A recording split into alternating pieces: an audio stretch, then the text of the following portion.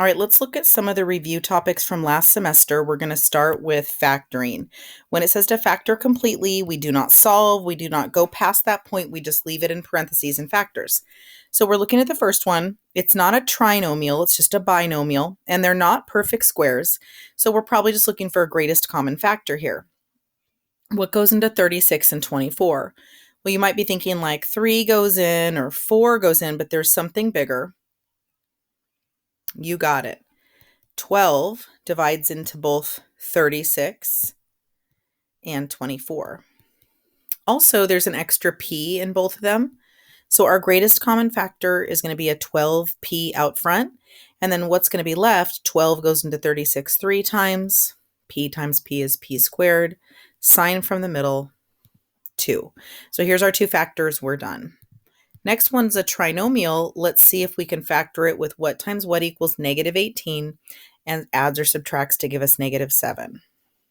You got it. 2 and 9, and then which one gets the negative? So I ask myself, is it 9 minus 2 or 2 minus 9 to get negative 7? You got it. And so I write those out, x plus 2, x minus 9. Those are my factors. All right, next one is also a trinomial, but I can see that there's a greatest common factor that we need to take care of first. Do you see how a 2 can divide out of everything? So first we take out that 2. And then we're able to still factor like this. What times what makes 15 and subtracts to give us negative 8. So my options here, you got it. It's 3 and 5. And so what are the signs going to have to be to go positive times positive is positive 15, but it needs to equal a negative 8. So what about negative 3 times negative 5? Yep, that still gives me positive 15. So I got to remember to keep the greatest common factor out front, and then k minus 3, k minus 5 are the two factors at the back. So this included both kinds of factoring. This had greatest common factor first, and then factoring with the x last. Okay, let's go look at the next one, where it's asking us to write the quadratic in vertex form by completing the square. So we're used to setting this equal to 0 because we've been solving quadratics, but right now we're not solving a quadratic. We're just writing it in vertex form. But notice that there's a coefficient in front. These are the ones that take a little bit of extra steps. So we've got to divide out the 2 out of the first 2 terms. So this is the one where we go step 1, make space, and divide. So divide out a 2, leaves you x squared minus 10x, and make space. So you go off to the side now to do what? That's right, your B work. So what's half of 10?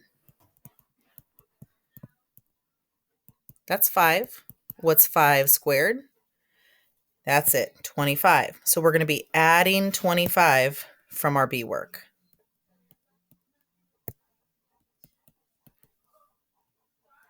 When I add 25 arbitrarily, I can't just arbitrarily add 25. I have to subtract 25 to balance. So add 25, subtract 25, here we go. Our next step, the reason we completed the square, is to get the perfect square factors. Remember that x times x makes x squared, 5 times 5 makes 25, and we use the sign from the middle. At the back, it's not just minusing 25 one time, it's minusing 25 2 times from this 2 that's out here. So don't forget before we simplify that this has a 2, because this right here makes us have a 2 right here. So essentially, instead of just saying plus 9 minus 25, we're saying plus 9 minus 50. And so final answer is 2x minus 5 squared minus 41. How'd you do? All right, that's vertex form. We don't go any further. That's where we stop when it asks for vertex form. The next one, I want you to pause the video here and go try the next one to see how many of these steps you can continue on your own. All right, let's see how you did. Remember, we have to divide out the -3 because we can only complete one square at a time. I divided out of the first two terms, and I make space by bumping the -7 over. Notice the sign in the middle went from a +12 to a -4 because dividing 12 by -3, it yielded -4. So now we go do our B work. What's half of 4? 2 squared. I'm going to be adding 4 and subtracting 4, -3 times.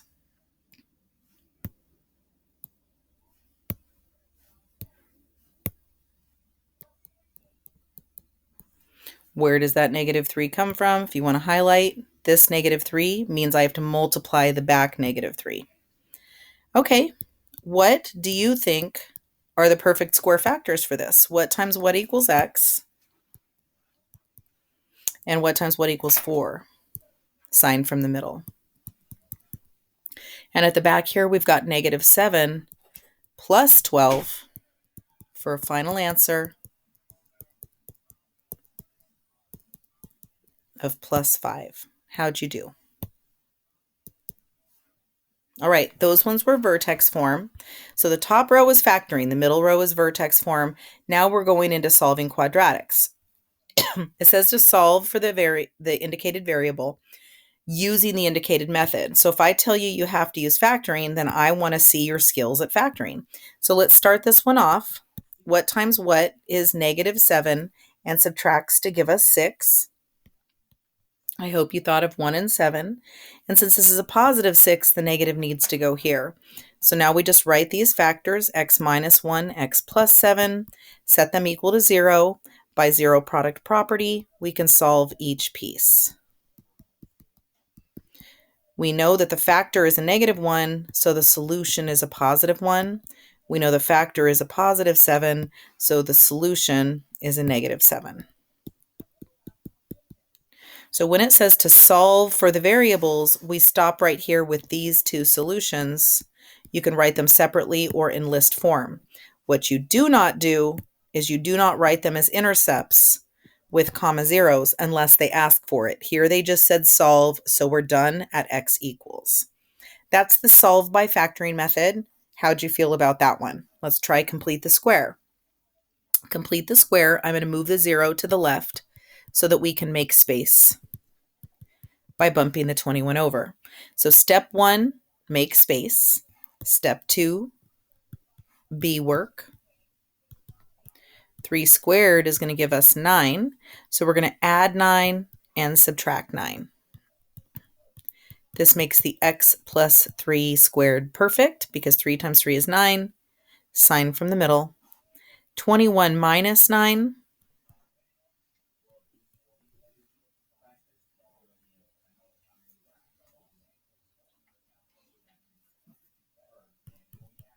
Minusing 12 from both sides.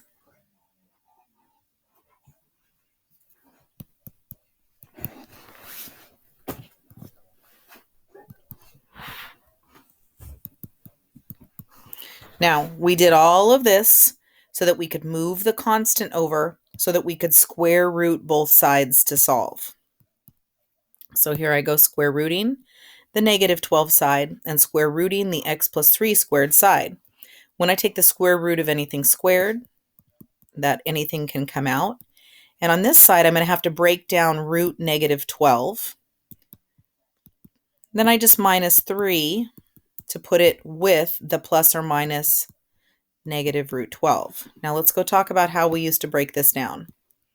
-12 is going to break down into -1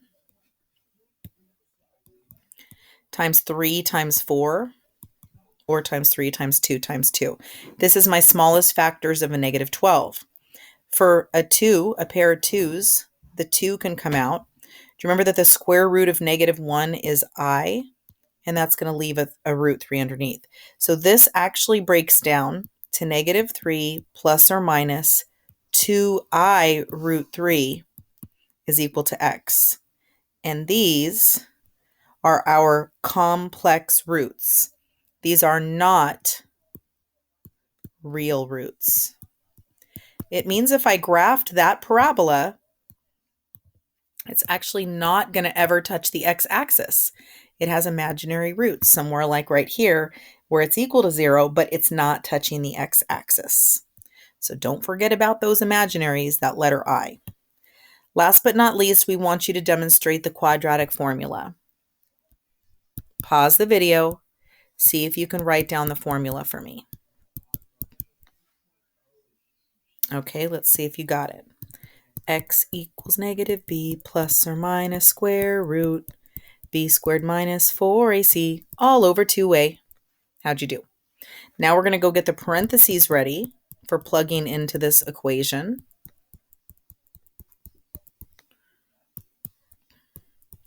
And then we plug in ABC. So my A is going to plug in here and here. My B is going to plug in here and here. And my C is going to plug in here. All right. Put in that negative 12, negative 12 squared, 4 times 3 times 16, 2 times 3. So simplifying the front, it becomes a positive 12. The bottom becomes a 6. Simplifying under the radical, that's called the discriminant, is going to be 12 squared or 144. Remember that that's always positive. Negative times negative is going to be positive, whatever that is. And then 12 times 6, I'm grabbing my calculator. You should too if you don't know this off the top of your head. 12 times 6, good job, 72. In the next step, I'm going to simplify. 12 divided by 6 is 2. This front number is my line of symmetry. And I'm going to see how much on either direction am I going to go for these two intercepts. So 144 minus 72 is 72. Okay, let's go break down that 72 the same way we broke down the negative root 12. So 72 is 8 times 9, which is 2 times 2 times 2, and 3 times 3. So keep breaking yours down until you can see that that's how I got that. A 2 comes out. A 3 comes out. A 2 times 3 is a 6. So this simplifies down to 6 root 2. So if root 72 breaks down to 6 root 2, I'm going to write it like this. 2 plus or minus 6 root 2 over 6. And finally, those 6's can cross out. Yay! And leave me x equals 2 plus or minus 1 root 2 or just root 2. Done. Which method's your favorite? Which methods are you good at? I hope the answer is all of them.